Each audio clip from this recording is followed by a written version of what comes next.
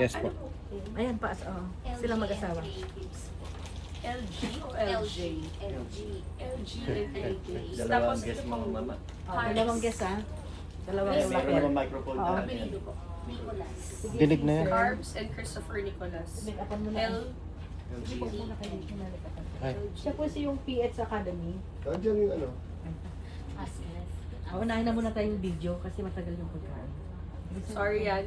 Christoph Eh, and Carmen. Christopher and Carmen Nicolas. Carbs check, na lang. check, check, check. Gusto mo Chris na lang? Paigsin mo Chris.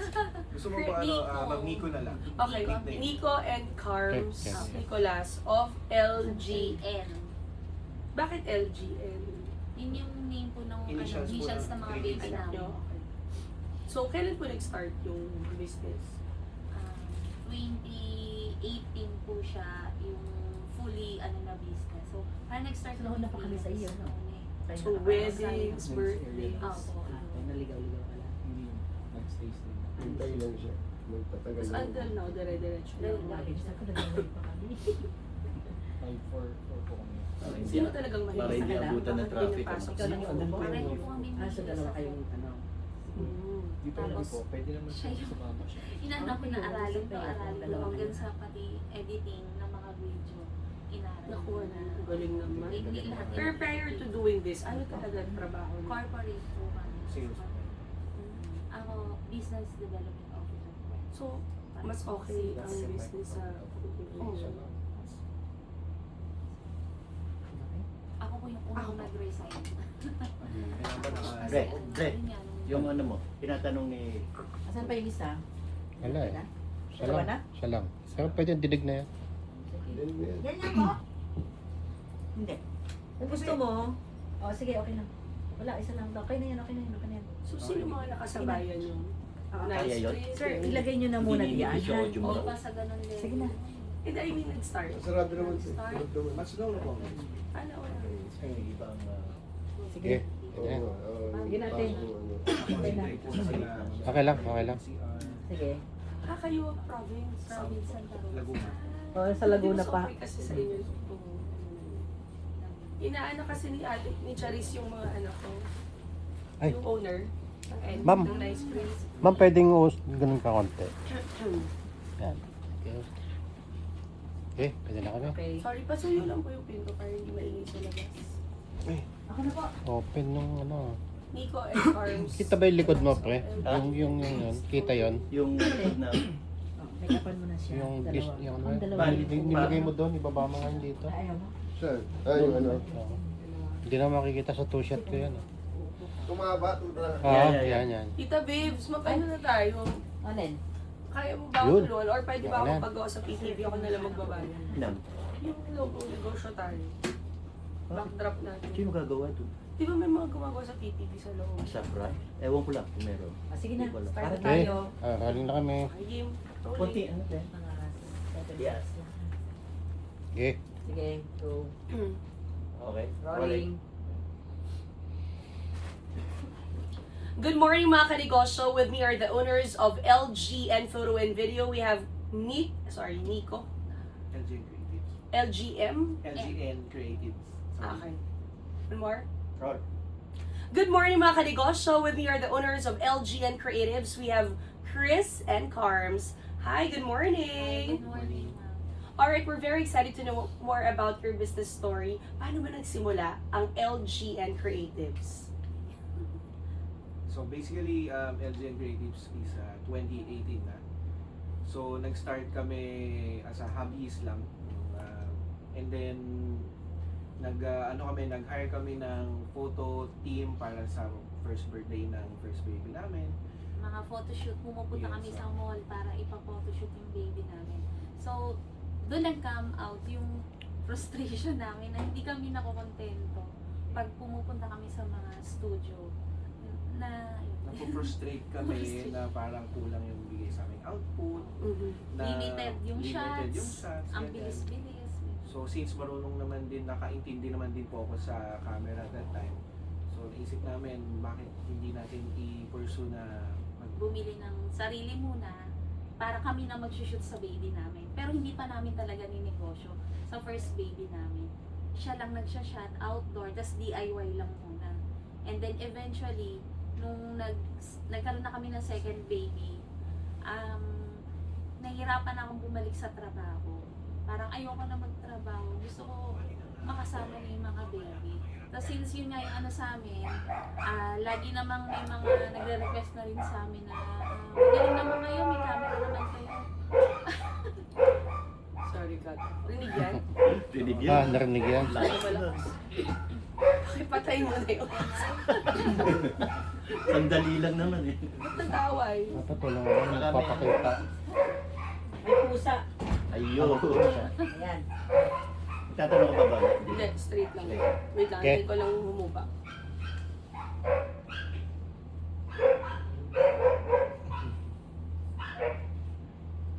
Okay, Yun. go po. So, ayun po, nung may second baby na kami, nahirapan akong bumalik sa work. And then, naisipan ko na dito na lang ako sa bahay, i-pursue na natin, gawa na ako ng page, pursue na natin yung photo video. And then, pero siya, sideline pa lang, weekends, kasi continue working siya. Parang testing the water pa lang kami, parang kung magiging okay, saka tayo fully mag-resign. So ako, eventually, yung tuloy-tuloy, weekends hanggang sa lumalaki, dumadami yung demands, kailangan na rin ng mga weekdays, events. So, doon napasok na magre-resign na rin siya. Pareho na naming i-pursue yung business. So prior to doing this, both of you were in the corporate world. Yes. So how was transition or adjustment so far doing the business? Because you're very used to, routine, structured, and then of course, pati yung pasok ng monthly income. Kasi very regular siya. So how was the adjustment so far doing the business? Yun po, since pareho kaming corporate, I'm in the business development officer. So pareho kaming sa sales. So kahit pa paano, alam namin yung marketing, tapos yung network namin, yun yung mga naging unang client namin. So pricing, hindi naman kami nahirapan, marketing, hindi rin masyado. Output, okay na, pero eventually, pa-improve para more on dumami pa yung accounts namin. So, yun, wala naman masyado. In terms of income naman, okay naman. Alam naman natin yung pag nagninegosyo ka That's versus, right. versus Risky employee. talaga, wherever you're entering into any business, talagang it's all about taking risks. Yeah. Which leads to my next question. Bilang mag-asawa, hindi pa kayo natakot? Because you're risking everything, nagsisimula tayo. Were there any struggles or challenges along the way? Nung nag-start, yes, madami. Hindi naman polish lahat yan. No? That's why hindi pa agad ako bumitaw sa work nun. Pero nung nakikita ko na meron akong something na pwede hawakan, and yun nga, tiwala lang sa ginagawa namin. Saka siya kasi magaling mag-handle ng pera. So, feeling ko hindi kami masyadong nagbigay ng malaking adjustment. Wait lang po. Malakas yan, malakas. Lakas. Baka may Ano? pusa na. Papatayin muna natin sandali yan. Bumabalik yung pusa eh. Ayaw. Yan, bantayan mo biyan. Okay. In terms of sa income namin, sa finance, medyo hindi kami nag-adjust ng sobrang laki kasi yun nga, magaling siyang mag-handle ng pera. So, ako bilang asawa na lalaki, nandun ako sa point na generate income, and then siya yung budgeting. So, ganun yung naging tandem. So, hindi naman kami masyadong malaking adjustment pagdating sa income. Would you recommend putting up a business and partnering with your husband? Paano yung naging dynamics ninyong mag-asawa pagdating sa pagdenegosyo? Kasi yung iba, baka may pag-awayan, mas lalo nag-aaway, hindi nagkakasundo. How's your dynamic so far? Ayun, meron talagang mga away, actually ako yung number 1 critic sa kanya. So, yung ginagawa niya, sinasabihan ko, hindi ko gusto ganito, dapat mas level up mo to, kung kailangan natin palitan yung camera, yung lens, gawin natin, gusto ko mas level up, ganitong level, dapat ganun. So, healthy critic naman. Minsan nasasaktan siya. Pero pag nakita niya yung output naman, so okay, sabi niya, okay nga, mas maganda nga yung suggestion mo. So bilang mag-asawa, and both of you have been in the industry for 2018, since 2018. So, ano yung masasabi ninyong lesson na natutunan niyo when it comes to business that you can share with our mga kanegosyo?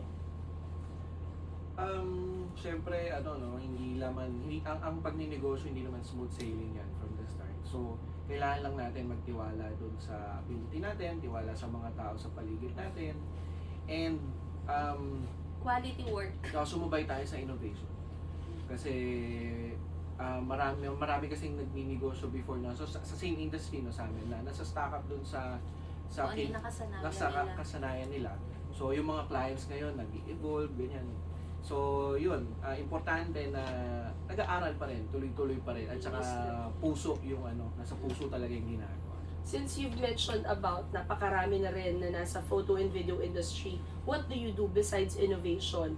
May mga ginagawa ba kayo to at least, of course, level up, to know also what your advantage from the others, or lalo na sa market and industry ngayon when everything's really fast-paced? Ako po, as a hands-on sa field, sa area, nag-continue po ako sa sa learnings eh. So, hindi ako tumitigil. Trainings. Nag-attend namin ng trainings, whether may bayad or free, ginagrab namin. So, feeling ko, pagdating doon, medyo nakaka-cope out, nakakasabay ako doon sa level up ng industry. And then, ma'am, since yung madalas sa repeated clients, yung trust nila nasa amin na dumarating kasi yung other inquiry na yung nanganganak. So, meron din ba kayong lights and sounds? May trusted catering ba kayo? So, doon, nagkakaroon kami ng mga partners. So, by there, syempre, iba yung price na binibigay nila sa amin as partner din sa client. Tapos yung client, parang nagiging one-stop shop, even sa events coordination, photo booth, studio, yun. So, lights and sounds, LED wall, nagiging all-in-one na yung namin, yung business. So, hindi na lang siya nakapokus sa photo and video. Alam nila na may iba pa kaming services na pwedeng i-provide na alam nila mapagkakatiwalaan at the same time, sakto lang yung budget. So in every business, it's really important that you really innovate.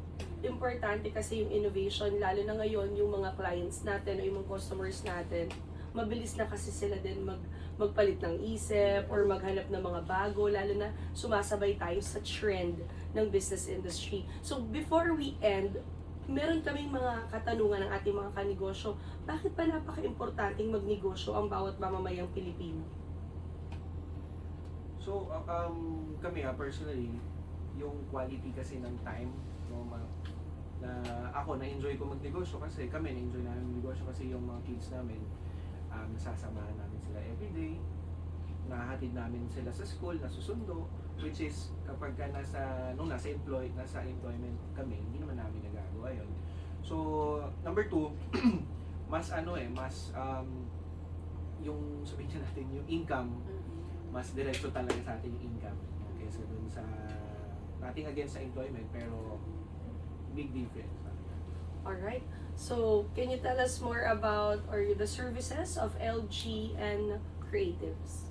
So, our services is photography, kiddie, wedding, debut, corporate, fashion. So, anything under the sun na kailangan ng camera, kinikater po namin, even architectural photography, and then sa mga commercial and SDE video, we have photo booth and On-site photo studio. on-site photo studio, photoman, we also have that, and then yung right now, yung bago naming services na pinoprovide is events coordination. So, parang kasi silang partner ni photo video. Pag walang nagko-coordinate, nahihirapan si photo video. Kaya pinasok na rin namin na sa amin ng events coordination kasi nangyayari sa photo video napupunta minsan pag walang coordinator.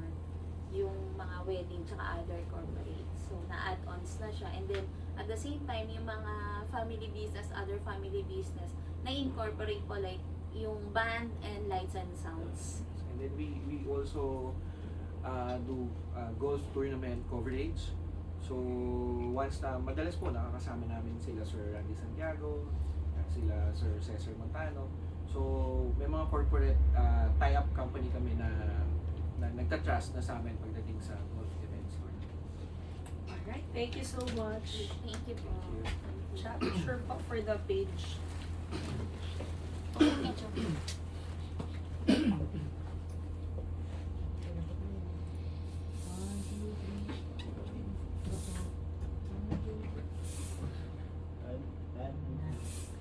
Thank you, ma'am. Siya, saan mo sinend? Sa Sila.